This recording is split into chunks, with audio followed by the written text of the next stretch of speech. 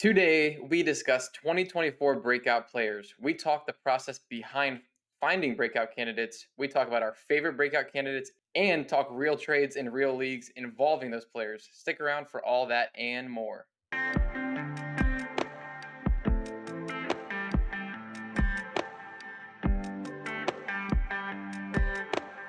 Hello and welcome into the Dino Construction Podcast. My name is JP.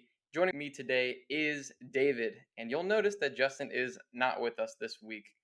We decided to take a week off before the season gets going, and Justin, this gives him a chance to say goodbye to his friends in Germany before he moves back to the States, which we are very excited for him to be in the same time zone, or pretty much the same time zone as us. It's going to be a lot easier and a lot better for communication and timing for sure. But have no fear, David and I are here, and we are ready to bring you guys some great content and all about our breakout candidates today.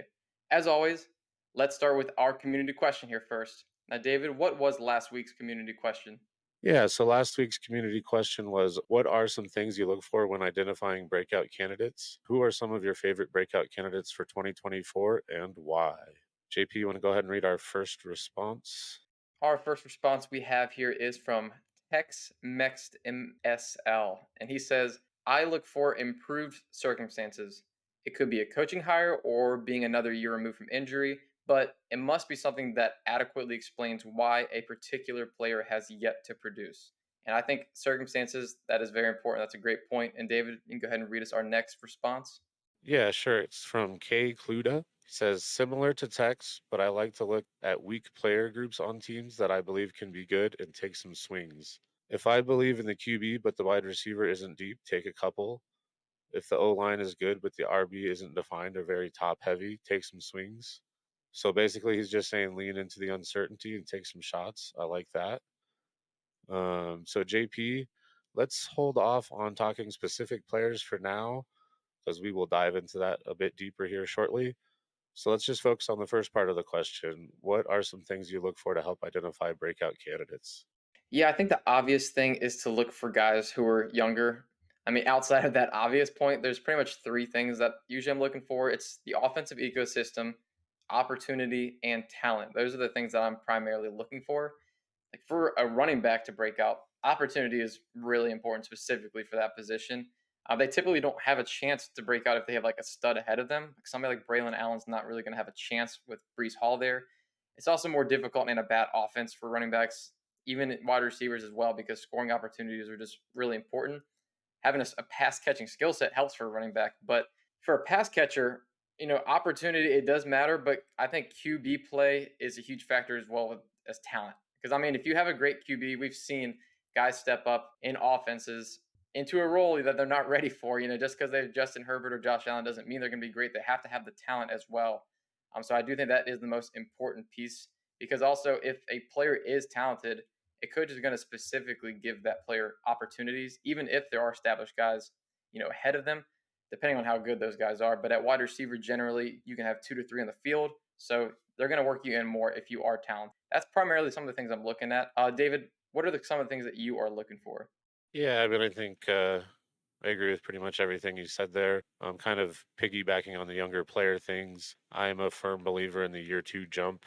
I think even outside of fantasy, just every player in the NFL typically sees that. Rookies' season is very crazy. They typically go straight from the end of their college season right into prepping for the combine, right into prepping for the pro day. Then they get drafted, go to rookie camps, OTAs, right into training camp into the next season. So they really don't get much time off or time to relax. It's a bit of a marathon. Outside of that, they're also typically in a new city without friends or family that they're used to living around. They're learning a new scheme, and it's typically a lot more in depth. They're learning how to be a pro in general. So there's just a lot going on for rookies. And then by year two, for the most part, they have a lot of that already behind them. They're used to how to practice. They know their new city. A lot less outside distractions and a lot more focusing on just being a pro, being a good player at their position. I don't have a ton of data to back this up right now. I am interested in researching this, so look for that coming out eventually. I think that would help a lot to illustrate how much of a jump these guys do make in year two, because I believe it's real too, and I would like to have the data. That would definitely help our argument here. Yeah, we'll get that for you guys at some point. Another thing you mentioned, talking about the offensive situation. I look for positive changes in that, whether that be a new play caller, a new coach, or for a quarterback, if they get a new receiver or a receiver gets an upgrade at quarterback. Those can all be huge things. An increase in expected opportunity, as you said, opportunities one of the biggest things for a breakout player. Just in general, being on a good offense helps because they're going to score more, they're going to gain more yards, they're going to be more efficient. And then the last thing I'll mention is that money talks. I think re-signing with your team is a little bit more valuable than signing a big contract somewhere else in free agency. Not only does your current team know you best, there's a lot of uncertainty when you change teams. I think re-signing is a little bit more important. And then don't look at just the average salary. Look at guarantees. I think Josh Jacobs is a great example this year. I think it was 4 year 48 on paper. That's a pretty high contract for a running back, but he could be cut as soon as next year. So it's a lot of money, but it's not a huge commitment. So keep that in mind when you're looking at new contracts. And then JP, you want to go ahead and read next week's question for them? Absolutely. Next week's question we have is, what is your favorite hot take for the 2024 season? And David, where can the community respond? Yeah, so you can comment down below. That's probably the easiest way. You can message us on X at DinoConFF or any of our personal accounts, or you can send an email to dinoconstructionff@gmail.com. We'd love to hear from you guys. We'd love to get your responses on the show. So let us know who your hot take or what your hot takes are. Yeah, I love a good hot take, so I think seeing those in the comments will be a lot of fun. Well, let's go ahead and move on and talk about our breakouts now. Now, the term breakout, it gets used all the time and its definition varies. So let's talk about how we are using the term here. For me, it's when a player not only outperforms expectations, but when they outperform their price, by a lot. Being drafted, as wide receiver 37 in redraft and finishing as wide receiver 29, yeah, that's nice. I'd say that's a decent value, but I wouldn't consider that a breakout because it's not really exceeding expectations by enough for me to consider it a breakout. But with the breakouts, I mean, we're talking about guys last year like Nico Collins, Kyron Williams, Puka Nakua, and CeeDee Lamb. These are the guys who took a leap and or smashed through whatever expectations fantasy players had. David, is that how you're using this term as well? Is there anything you'd like to add there? Yeah, I think you pretty much nailed it, but I do want to make an important distinction here. If you're like gathering data and trying to analyze it and like recording this, you do need an objective definition for the term and you need to work from that. Otherwise, your data is useless. Here, we're not really doing that. So we are using it a lot more loosely. Pretty much like you said, outperforming your ADP in like redraft or best ball or gaining a significant amount of value in Dynasty is kind of how we took it for this episode. So, JP, why don't you go ahead and tell me about your first breakout candidate? Yeah, and before I do that, JD Zacharyson, I think his definition, I believe, is based on ADP. If a guy outperforms their ADP expectation by 3 or more points, I think that's what he classifies a breakout, at least in redraft. We're just looking at guys that we think are going to exceed expectation here. And the first guy that I want to talk about is Garrett Wilson, G Dub, Ohio State. I know you got to love him. He's a phenomenal player. But Garrett Wilson last year, he had more targets than Amon-Ra St. Brown, Puka Nakua, and A.J. Brown. He had 168 targets, good for fourth most in the whole league last year. Now we know Devontae Adams, when he played with Aaron Rodgers, that he was dominant. He finished as a top 3 wide receiver multiple times. Adams, he is a superstar, right? But if there's one thing he doesn't have, it's high end speed. Garrett Wilson, he definitely has that. He can hurt a team with his speed downfield after the catch. I mean, he ran a 4.38 at the combine. And also, just when you watch him, he just moves differently. The way that like somebody like Malik Neighbors, Jamar Chase, he just glides. He's almost like a horse out there in the open field. But Garrett Wilson, I think he's arguably an elite route runner. I mean, as a second year player on an abysmal offense, he graded out extremely well in reception perception. So against man coverage, his success rate was in the 96th percentile. Now, these are the following players to clear the 95th percentile in success rate versus man and reception perception history from 2014 to current, right? We're talking about Stephon Diggs, Michael Thomas, Odell Beckham, Antonio Brown, Devontae Adams, Allen Robinson, A.J. Brown, Justin Jefferson, Tyler Lockett, Terry McLaurin, and now Garrett Wilson. Lockett and McLaurin, they're the only guys that haven't done it multiple times, but this is a really, really strong group of players here. And also, that's without even mentioning yet, his press scores were fantastic as well. It was 93rd percentile. And he's not grading everybody. He's just grading guys that are like starters. So that's 93rd percentile out of guys who are starters. And also against zone, just to hit on that real quick, he was 79th percentile. That's well above average, not quite as elite, as he is against man and press, but still a strong number nonetheless. I mean, even if he takes a small step forward, I think he will be in that conversation as one of the best route runners in the whole league behind Justin Jefferson, because I think he's the clear cut number one at this point, with Devonta Adams probably starting to trail off a little bit. I think he was probably the best route runner for multiple years. But Garrett Wilson, not only is he a great route runner, but as a yak player, he's really great in that department too. I mean, he has the speed, like I said, but he was only in space using reception perception data 4.2% of his sampled routes, but went down on first contact on just 38% of those plays. He was breaking tackles at a high rate, and he's got the speed to burn. Garrett Wilson, I just think he's one of the best young wide receivers in the league, and he's going to be going from the basement level quarterback play to above average play, and I think that's just going to do wonders for his production. Having all those targets, if they're going to be a lot more efficient, I think that this guy could break out the way that CeeDee Lamb did. Yeah, I think it was pretty fun to listen to you talk about Garrett Wilson and Devontae Adams, two of my favorite wide receivers. Devontae may not have the track speed, but he's definitely got the football speed, and I agree he was the best route runner for several years, still maybe is. I do think Garrett Wilson will be putting his hat in the ring. I actually was going to talk about him as a breakout player, but decided to let you. I've been a huge fan of this guy since he stepped on campus at Ohio State. I think I see a lot of similarities between him and Lamb as well. So if he puts it all together, man, he could be wide receiver one overall this year. He could easily be tier one dynasty wide receiver long term. That's a great pick there. My first breakout candidate is Tank Dell. I think a strong case could be made that he did actually break out last year, but his value doesn't really reflect that, in my opinion. And also, I missed the chance to push back on you and Justin when you talked about him as a sell candidate in the wide receiver buy sell because I wasn't part of that video. So I kind of wanted to take a chance to talk about him here. So let's start by talking about some of the things we talked about above. He's going into year two, so he's looking at that year two jump. The offense should be a little better. Stroud going into year two, they added Diggs, they added Mixon, should be able to score some more points. The addition of Diggs doesn't really give him an increased opportunity for targets. I am a little worried he won't be out there in two wide receiver sets. I don't think they're going to run too many of those anyways. And they did rework Diggs' contract, so I'm not sure what their level of commitment to him is right now. As I mentioned before, Stroud is very good. He's maybe even an elite NFL quarterback. He and Dell are tied together for at least 3 more years, probably longer. And it seems that Stroud has a very high opinion of Tank Dell.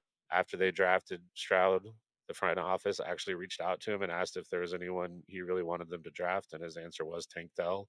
Also, he recently put together his dream offense of current players to pick up a game deciding 4th and 3 against Micah Parson and his dream defense. You could pick anyone in the entire NFL that's currently playing. His receivers, Devontae Adams and Jamar Chase on the outside, fair. And you pick Tank Dell on the slot over everyone else. So I think Stroud really likes Dell, and I think that's pretty important. And now we look at what he's done on the field. Before getting hurt last year, he was averaging 16.5 points per game. The only rookies in the last 20 years to score more than that: Jamar Chase, OBJ, Justin Jefferson, Mike Evans, Michael Thomas, and now Puka Nakua. Pretty good company. At the time of his injury, he was 13th in PPR points per game. He's only 0.3 points per game behind Puka. He was actually half a point per game above Nico Collins. So that's something you like to see considering that's his main competition. He was top 15 in yards per route run. The only rookies to have done that since 2020 were JJ, Chase, Olave, and London. Again, pretty good company. He is recovering from an injury and he did get shot in the offseason in the leg. All indications are, though, that he's looking healthy. Head coach says he should be ready to start the season, and he was a full participant at OTAs. So I don't really think that should hamper him going into the season. I am very excited for him. Just drafted him actually in our most recent startup. JP, you want to go ahead and talk about your second breakout candidate for me? Sure, and I do think Tank Dell, from a statistical standpoint, it's undeniable what he did for sure. And the CJ Stroud argument, I think, is great. I mean, I'm looking at the top four fantasy receivers last year. It's CeeDee Lamb, Tyreek Hill, Amon Ra, and Puka. I think it's really, really valuable to have a quarterback that doesn't run because they're not taking production within the red zone. There's going to be higher volume of passes because the quarterback isn't scrambling as much, and also they're not taking those goal line touches. So I do think that I really like for the Texans wide receivers. So my second breakout player is going to be Zay Flowers. Zay Flowers, he is a player that I think has a real shot to break out in a big way. I don't think people are pricing it in enough for a guy that could be seeing more improvement as a player coming into his second year, like you talked about, David. And the second year guys usually they get better.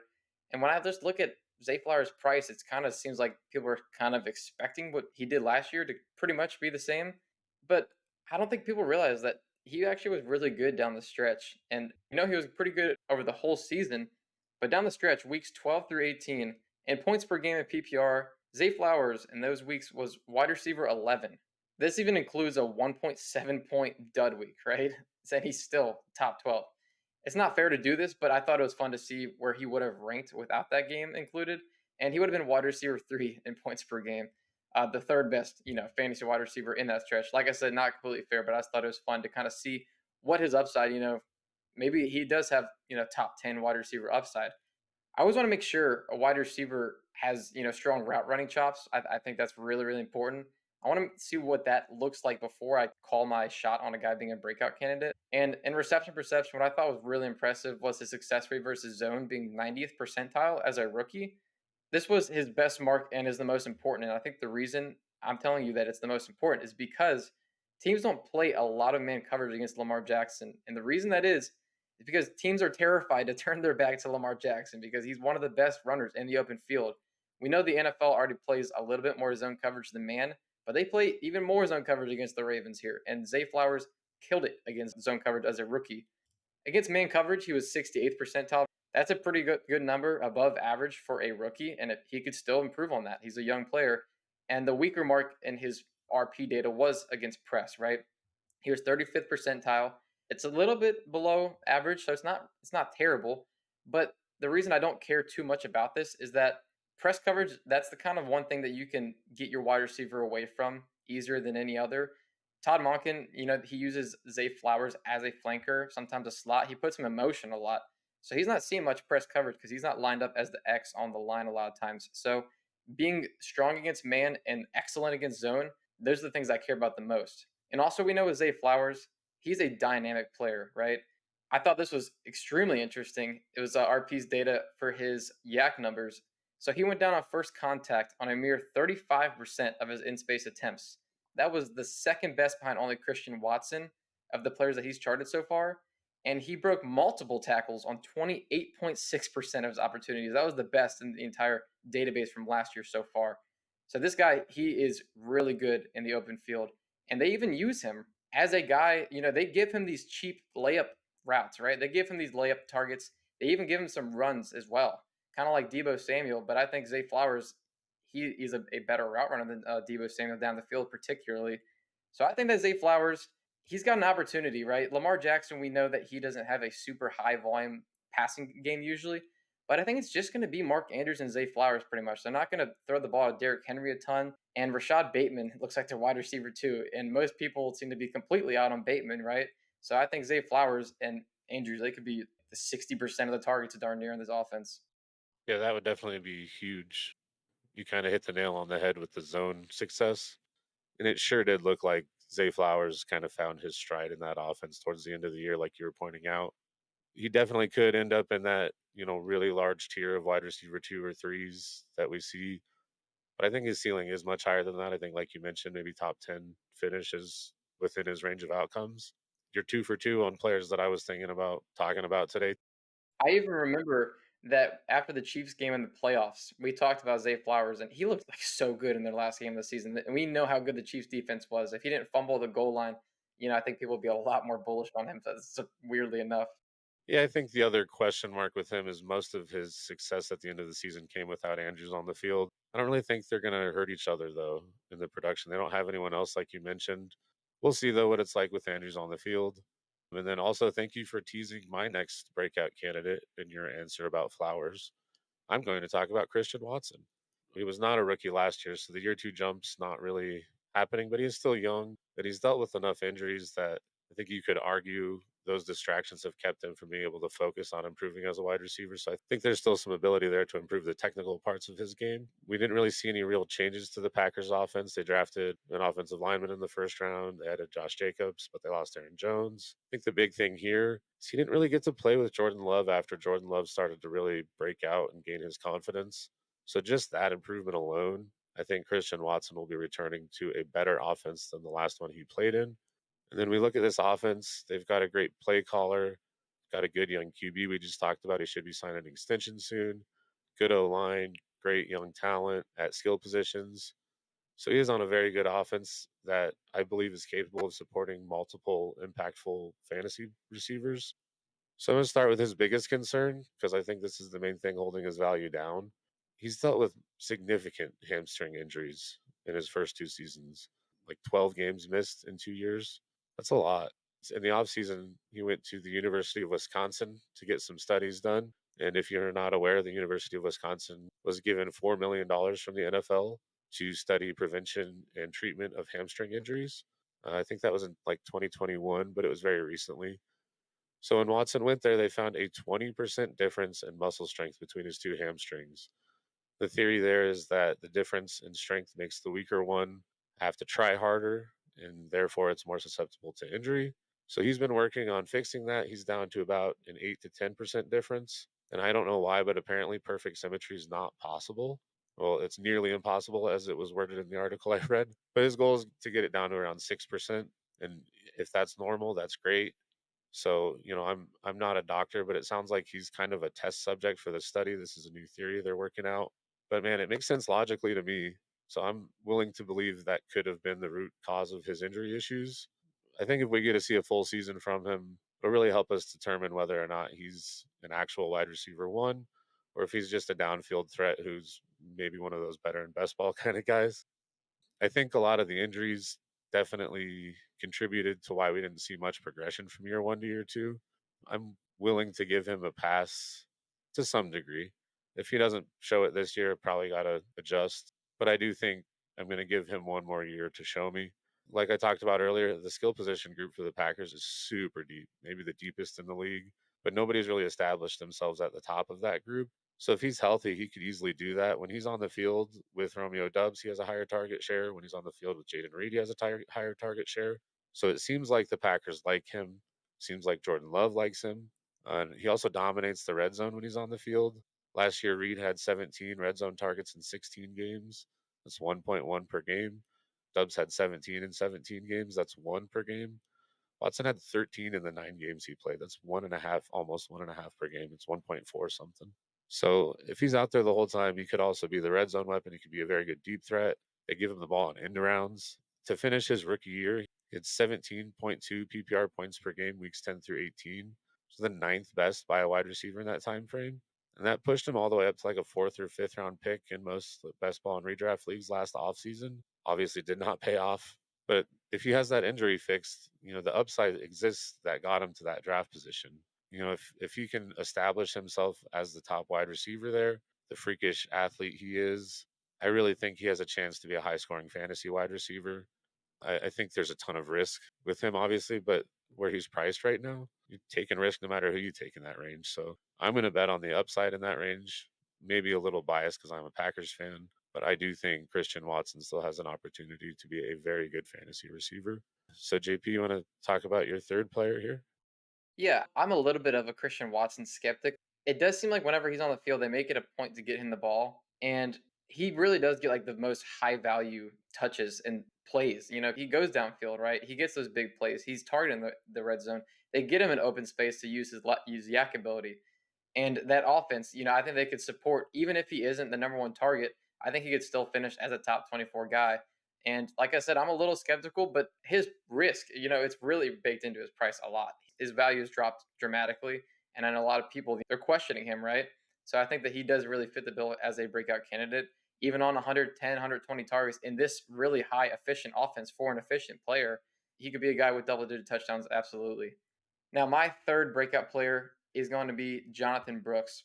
He's a guy who I think could jump into the top 5 dynasty running backs, in all honesty. I think he's a pretty strong prospect. and he was drafted at 46th overall in the second round. And the Panthers even traded up to get him. They wanted to secure him because they were scared that a team was going to take him ahead of them. But he's got the size to be a workhorse running back at 6 foot, 216 pounds. We saw at Texas that this guy, he was great, right? He had over 6 yards per carry in college. Unfortunately, couldn't test the combine, right? He has the ACL injury. So we couldn't see his speed of the combine, unfortunately. But when you watch him, you can tell he's got plenty of speed. I think he's going to be perfectly fine there. And also, what I really like about him is he's got a pass catching skill set. So I just think his skill set overall, he could be a true workhorse running back. He literally is still only 20 years old. I mean, he's going to be turning 21 like literally this week. But he's got Dave Canales there, right? This offense was terrible last year with Bryce Young. But we've seen Dave Canales. He seems like he knows a thing or two about how to turn an offense around, right? And he has said that he is going to show how stubborn he is with running the ball. And he did that with Rashad White, right? I mean, Rashad White, we know he was not efficient on the ground last year, but they gave him the ball over and over and over to set up the pass game. That's what he wants to do. He wants to use the run game to set up the pass game. Rashad White, he's a great pass catcher, right? I don't think Jonathan Brooks is quite to that level, but I do think it's probably going to be, the last 2 or 3 months of the season before we see him be, a true workhorse in this offense. But Rashad White, he was the RB4 last year. We all know he was good last year, but he was RB4. He didn't even average 4 yards a carry last year. So I get it that this offense, it might not be that great, but Rashad White had 6 rushing touchdowns. He wasn't efficient, and he still was RB4 because they just kept giving him the ball. We know that Chuba Hubbard, he's kind of been a guy who's been fine. Miles Sanders was an absolute bust last year, and I think he's been overrated for quite some time now. And they even brought in a lot of new offensive line pieces because they saw that it wasn't working. The offensive line was terrible last year, and Bryce Young is not a guy who can work around like a terrible offensive line because he's not quick and he's not big and he doesn't have like insane arm talent. So that's just not a recipe for success. So bringing in those new offensive line pieces is only going to help the offense and Jonathan Brooks on the ground to be more efficient as well. He can create explosive plays as well as being a workhorse and probably be more efficient than Rashad White. And even if he's 90% of the touches Rashad White got, yeah, he could be a top 5 running back down the stretch of the season. I love what Canales said there. I'm glad you included that quote about showing how stubborn he is about running the ball. Quite honestly, that's important because they're going to be playing from behind a lot, most likely. So he needs to be stubborn about running the ball if Brooks is going to have a big season. Like you said, they added a bunch of offensive line pieces. They added some skill position players. This offense is interesting to me. It could outperform its ADP because it's so cheaply priced right now. The only real question I have on Brooks is his knee. It seems like he's probably going to be able to play most of the season, but when exactly is he going to come back? How healthy is he going to be? Those are very important, but I love him. I do have him on a couple teams, and I think he has a chance for a big season here. So my third breakout candidate was going to be JSN, but JP told me that I couldn't pick 3 wide receivers because this isn't just a wide receiver breakout show. So I had to do something else. I'm going to go a little deeper here down the draft board. I think the running back room in Denver is wide open. And I started this process by considering Javonte as my guy here. I mean, he's coming back from a massive injury. He was a great prospect. I do think he has a good chance to outperform his ADP. But man, the more I thought about it, the more I found myself leaning towards Jaleel McLaughlin as the best value in that backfield this year. He was also a rookie last year, so he's got the year 2 jump. Plus, I don't have any data to support this, but he was an undrafted free agent. So I think there's even more stress and even more change. And now he can relax because he's not a lock to make the team, but I would be shocked if he got cut. They did have a QB change there. Hard to tell whether it's going to be a positive or negative change overall. But Nix likes to check the ball down. He doesn't take sacks. He gets it out of his hands early, and that fits the system well. So I don't think the change will be a negative for McLaughlin, at least. And, like I said, that room's wide open. He might only be the passing down guy, but he could cut into some of the early down work too. He had the 5th highest PFF offensive grade of running backs with at least 50 carries last year. So the 2nd highest yards per carry and the 5th highest yards per route run. Now that last thing is really important to me, considering Sean Payton. He helped turn Alvin Kamara into an elite fantasy player in large part because of the receiving ability. And in his first year with the Broncos, he raised the running back target share from 22.6 all the way up to 32.1%. So there should be a ton of opportunity for him to impact the receiving game. Yeah, and we know running back targets are a lot more valuable than running back carries in PPR leagues. So I do think McLaughlin, even if he's not the highest scoring running back there, I think he's going to outperform his ADP by more than anyone else. Excited to see what he can bring this year. Yeah, and somebody like Jaleel McLaughlin, you might think, well, I mean, maybe he doesn't have that much upside. But James White, he finished in 2018 as RB6 in PPR. So you cannot discount the value of receptions, when you are a pass catching running back. James White, he only had 94 rushing attempts that year, and he finished as RB6 on the season. So yeah, I actually think Jaleel McLaughlin does actually have some upside that you wouldn't think that he does have. And I mentioned this stat in our RB buy sell video, but since 2011, Sean Payton's RB rooms have been top six in fantasy points in 10 of 12 seasons in PPR. So he had one that just missed at eighth, right? So, I mean, his RB rooms have always been great for fantasy football, no matter who he's had, even going back to Pierre Thomas with the Saints. So he likes to use the running backs, and he uses them well, to his point. So, and Bo Nix, he's going to check it down. He did it a lot for Bucky Irving, and he's got the silly little nickname, Bubble Screen Bo, because his ADOT isn't really that high in college. So I think that this is a pretty interesting pick and one that people aren't really thinking a whole lot about. Yeah, and one other thing I kind of forgot to mention that I think is kind of important. Broncos probably going to be playing from behind a lot, just like the Panthers. So, their receiving down back probably should see a lot of work, even if he doesn't get much early down work. Could still end up leading the team in snaps from the running back position. I don't think I would bet on it, but I could definitely see that happening. He could be the second target on the team. Heck, I mean, they don't have an established guy. Troy Franklin, Marvin Mims, we don't know if they're going to be good. And Dulcich, also same thing. Maybe he'll be good. But, I mean, if Jaleel McLaughlin gets 120 targets, I don't think that's outside the realm of possibility.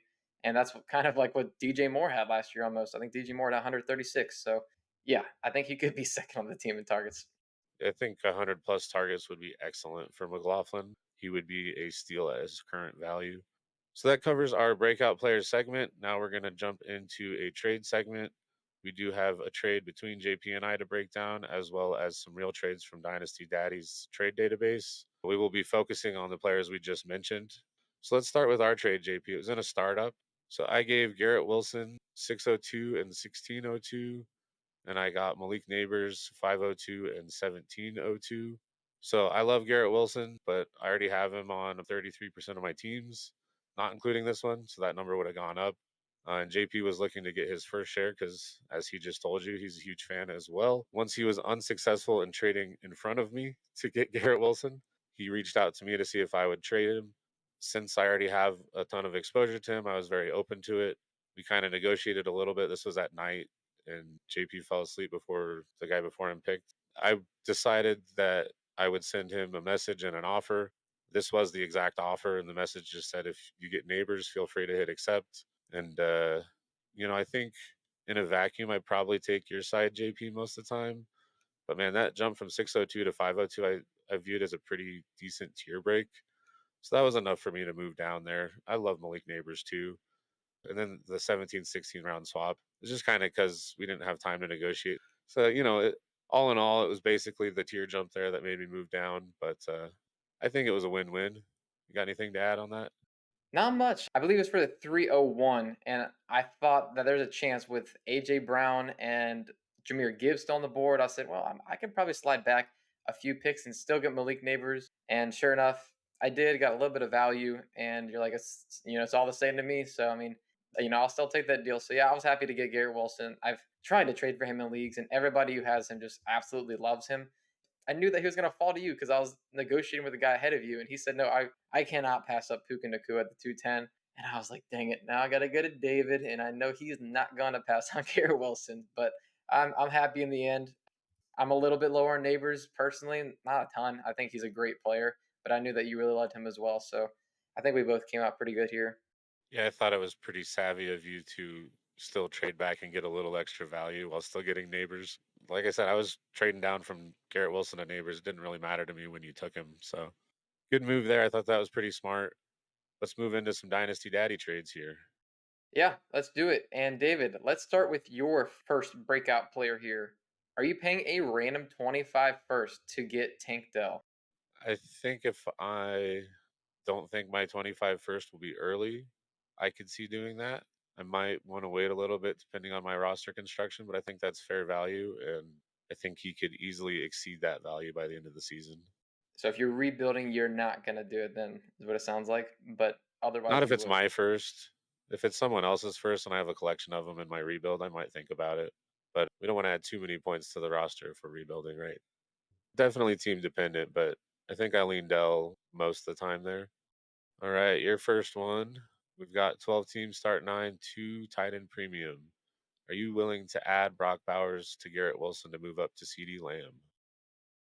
Man, very team dependent, I suppose, but I think I'm gonna stick with the Garrett Wilson side. I actually really do believe in him a lot, as I just illustrated, and I think he could jump into that tier one. I think there's a good chance of it, honestly. So he would be in that same tier as CD Lamb. So I would like to hold on to Brock Bowers unless I really, really felt like I needed that hammer in a competitor. But I'm 80, 90% of the time I'm gonna stick with the Garrett Wilson, Brock Bowers side here. Yeah, I was thinking maybe in a start nine, you might be willing to do that package, but it's a lot of value to package together there. So I don't blame you at all. All right, we saw this trade for Watson several times actually, so it seems like roughly what the market price is. It's a 12 team start 11 1.75 tight end premium. Do you want Christian Watson or a random 2025 second? Yeah, I think I'll take Watson here most of the time. I think there's teams where I want the flexibility of that pick, don't get me wrong.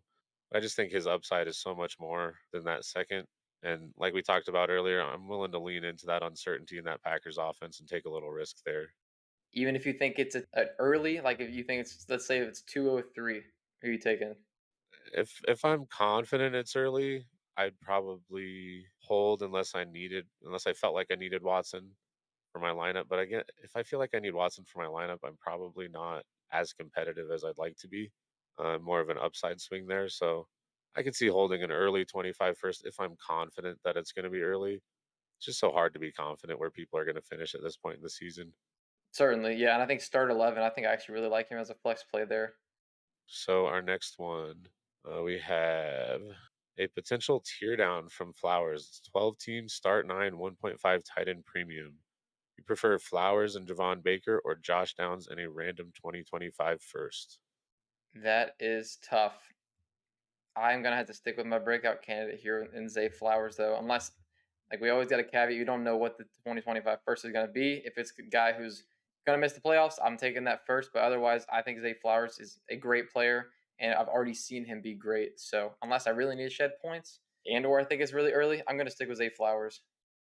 I was going to follow up and see if it changed if it was an early 25 first. So I think that's fair. I think that's probably how I would evaluate that trade.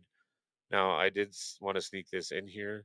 So I'm going to add one more to you because I saw this several times in the database, and it involves both of the two players you just talked about. So we've got 12 teams, start 11, 1.5 tight end premium. Do you want Flowers and a random 26 first or Garrett Wilson? I It makes it tough for being start 11, but I think I'm gonna stick with the guy in Garrett Wilson, who I think has the true elite of the elite upside. Because I think Zay Flowers is great, but Garrett Wilson is on another level to what he can be as a wide receiver. So I think I'm going to stick with Garrett Wilson. I think that's what I expected. And to be honest, a couple of the other trades in Dynasty Daddy had extra value on the Flowers side. So I'm wondering if I make that a 25 first, does it change or do I have to add more to that still? 2025 first would make it a little bit more tempting, but I would still stick with Garrett Wilson. If you add a third, I'm starting to think about it at that point. Then I might switch to Zay Flowers because it is start 11. I think that's pretty fair. I did see one with two firsts on the Flowers side. I think that's a smash for Flowers and two firsts, though. So I didn't want to put that one up here. Yeah, I agree with that.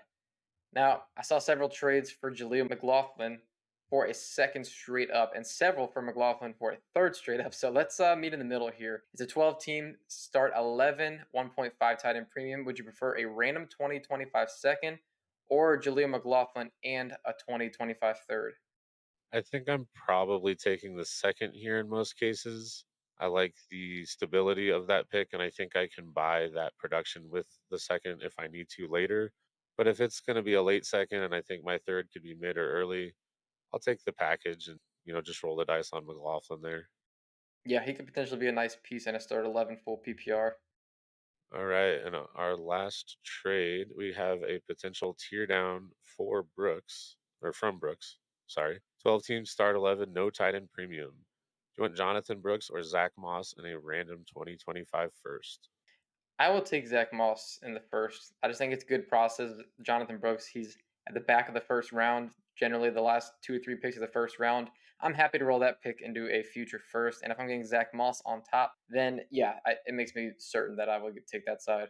Now, if we take Moss out of it, are you willing to re-roll Brooks for just a first? I did see that a couple times.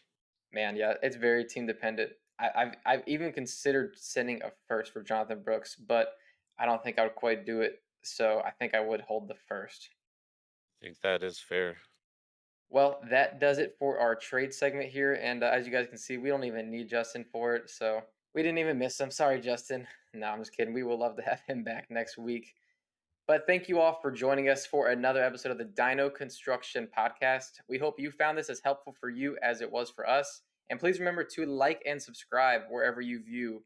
And from all of us here at Dino Construction, until next time.